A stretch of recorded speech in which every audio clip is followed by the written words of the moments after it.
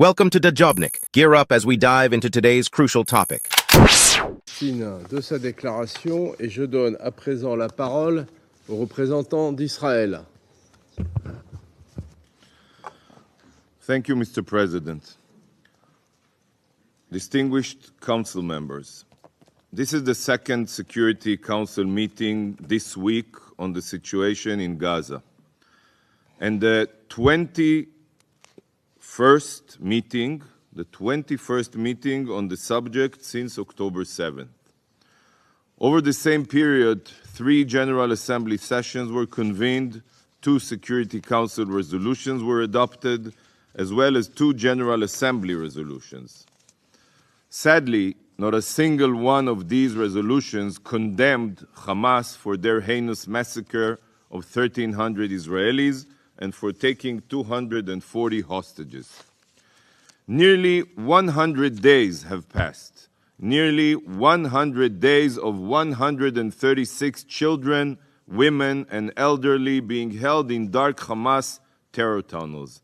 And still, not a single discussion here was dedicated to advance their release. Not even one. 100 days, for heaven's sake, 100 days, and not once has this council convened in order to focus on freeing the hostages. Little baby Kfir Bibas is about to mark his first birthday. A quarter of his life spent as a hostage in the hands of rapists and murderers. And the council has taken no action to secure his release. 100 days, and Hamas has not even permitted the Red Cross to visit the hostages. This is the most heinous war crime. And what has this council done? But colleagues, these are all symptoms of the same cancer that is rotting this institution. For years, the United Nations has been exploited by dictators and human rights abusers. And today, it has become another weapon in the arsenal of terrorists. The UN has lost all moral credibility. 98 days after the most widespread massacre of Jews since the Holocaust, it has become evidently clear that the United Nations can only unite on one thing: the demonization of Israel. 76 years ago, here at the UN, there was a moment of justice and morality when the General Assembly adopted the partition plan, establishing a Jewish state, establishing an Arab state. Israel, as you probably remember, immediately accepted the resolution and established a thriving state, democracy. The Palestinians, on the other hand, rejected the resolution, and from that moment on, for the past 76 years, they have used every means to annihilate us, including the use of the UN as a weapon. They called their failure to commit a genocide against the Jewish people the Nakba. You heard it today. Council members, there is not one single UN body that has remained untainted by politicized anti-Israel bias. Every UN body has become weaponized against Israel by the Palestinians and their automatic anti-Israel majority. Just look at this meeting. The Arab League representative on the Council found it crucial to discuss the forced displacement of Gazans in the same week that Gaza was already discussed here in depth and in the General Assembly. First, let me be very clear. There is no forced displacement. As Israel's Prime Minister said 2 days ago, Israel has no intention of displacing the population in Gaza. Israel is solely fighting Hamas terrorists, whose core strategy is to use Gazan civilians as human shields and who have converted every inch of Gaza to a terror war machine. To ensure that October 7th never happens again, Israel must eliminate Hamas. You all know it. Yet, Hamas has embedded itself in and under civilian infrastructure. There is hardly one home in Gaza that weapons were not found. So, in order to mitigate civilian casualties, Israel requested the temporary evacuation of civilians from active war zones. After all, temporary evacuation is reversible, while the loss of life is not. You know the facts, yet, due to political interests, some of you prefer spreading falsehoods over the truth. Israel be damned. Colleagues, as we speak, there are over 1 million Muslims being forcibly removed from their homes. All of their possessions taken from them as they face poverty, famine, and disease. No, I'm not talking about the situation in Gaza, but about Pakistan's forced displacement of 1.3 million Afghans.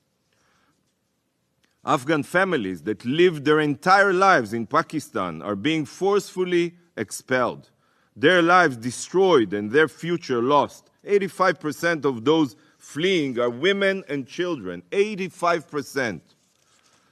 This council convened 21 times primarily to assist the people of Gaza at the account of Israel defending itself against Hamas terrorists, but not even once to focus solely on defending the rights of Afghans in Pakistan. Why does the forced displacement of Muslims from a Muslim country mean nothing to the Algerian representative and the council? I'll tell you why. No Jews, no news. But this is merely one example. On Christmas, 200 Nigerian Christians were murdered by Muslims. Over the past decade, 50,000 Christians in Nigeria have been butchered and hacked to death. Is this even a concern to the Council? Again, no Jews, no news. Colleagues, this Council speaks a lot about proportionality. But where is the proportionality when it comes to your obsession against Israel? You dedicate hours talking about Israel and attempting to tie our hands when brutal dictatorships and murderous regimes such as Iran and others are hardly a focus here. Sadly, you are not the captains of this ship. The Council is being led by the poisonous political goals of the biased majority in the UN. Every UN body is now a weapon against Israel, and as a result, those in real need remain helpless. By focusing mainly on Israel, a country that represents 0.1% of the global population, every human rights abuser can continue their crimes unimpeded. Colleagues, in 2023, the General Assembly passed more resolutions against Israel than against Iran, North Korea, and Syria combined. Iran, a country that murders women for not properly wearing their head coverings, guns down peaceful protesters, thousands, and hangs members of the LGBTQ community from cranes while funding terror across the globe, had only one GA resolution passed against it, while its leaders are given the red carpet treatment here at the UN. Syria, a country that has murdered hundreds of thousands of its own citizens with barrel bombs and chemical weapons, also had only one resolution passed against it. Israel had over a dozen, just like every year. It should be crystal clear to every person in this room that the UN is not only broken, it is dangerous. It took UN women 60 days to release a loose and vague statement on Hamas's sexual violence despite the overwhelming evidence of their crimes. To the UN, Israeli women are not women. Under-Secretary General Griffith libelously said recently that Gaza is the worst humanitarian crisis, the worst he has ever seen. Really? He saw the killing field of Khmer Rouge. He saw 400,000 Yemenis murdered and starved to death. But to him, Gaza is worse. Every single day, Israel facilitates truckloads of food, water, and medical supplies to Gaza and supports every humanitarian initiative, while OCHA refuses to even report about Israeli victims of terror.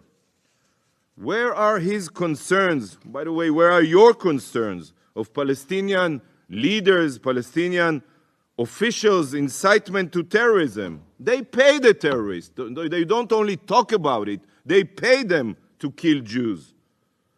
The PA did not even condemn the October 7th massacre. Where are the concerns? Even the WHO has joined the Palestinians' arsenal. In May, at the WHO annual meeting, a special debate was held to single out Israel, the only country in the world singled out for condemnation with its very own special agenda item was the Jewish state. At that same annual meeting, North Korea was elected to the WHO board, upon which Syria and Yemen also sit.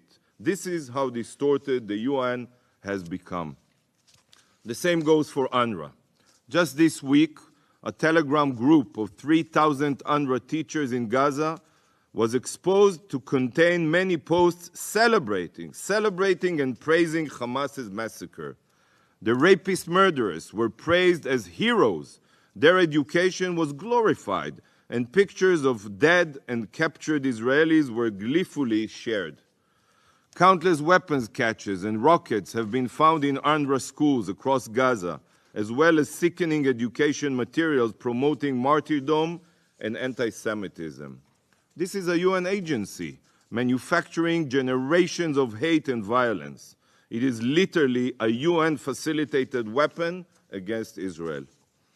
The list of different UN agencies and bodies that have been weaponized against Israel is endless. But of all the anti-Israel organs at the UN, there is one that puts all others to shame, and this is the Human Rights Council. Currently, important to know the facts, out of the Council's 47 members, only 17 actually uphold human rights in their own countries. And this is the Council we trust to be a lighthouse of morality and good. Not a single Human Rights Council resolution has been focused on the police state of Cuba, not even once, or the authoritarian regime of Venezuela. No Jews, no news. Iran even recently chaired a human rights social forum. To the UN, darkness is light and wrong is right. Israel is the only country that is bashed at every Human Rights Council session due to Special Agenda Item 7, bash the Jews and make news.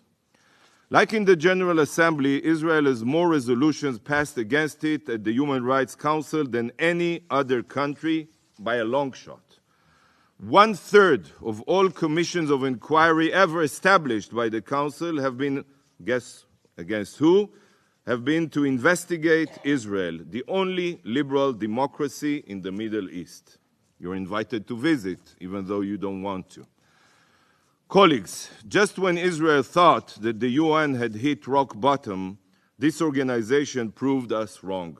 South Africa's libelous case at the ICJ is the epitome of the UN's dystopian reality.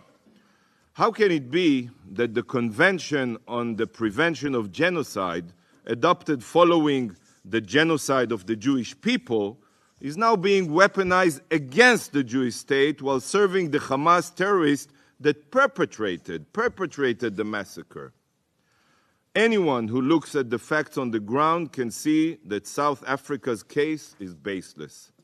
Hamas is the one that declares publicly and seeks to commit genocide against Israelis, not the other way around.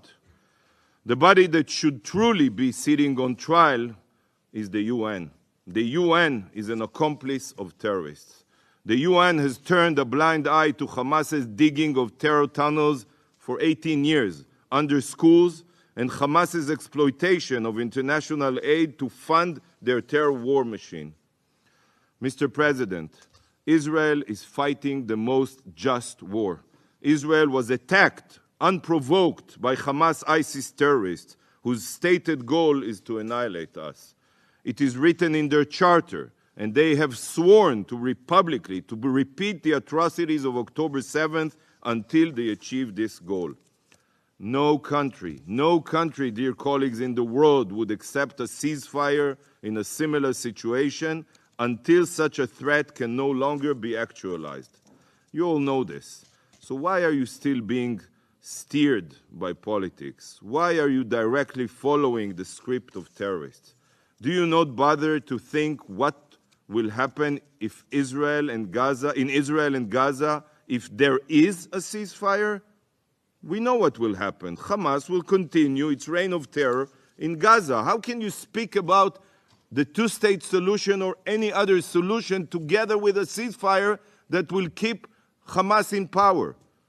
What kind of future do you think the region will have if this happens? Hamas knows that it cannot defeat Israel on the conventional battlefield. So instead, it uses terror to attempt to drive us away out of fear while weaponizing the UN to help it achieve its goal.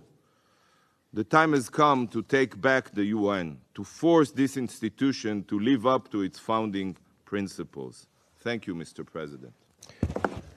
Je remercie le... Thanks for watching. If you're eager for more, click right here or dive deeper at www.dejobnik.com.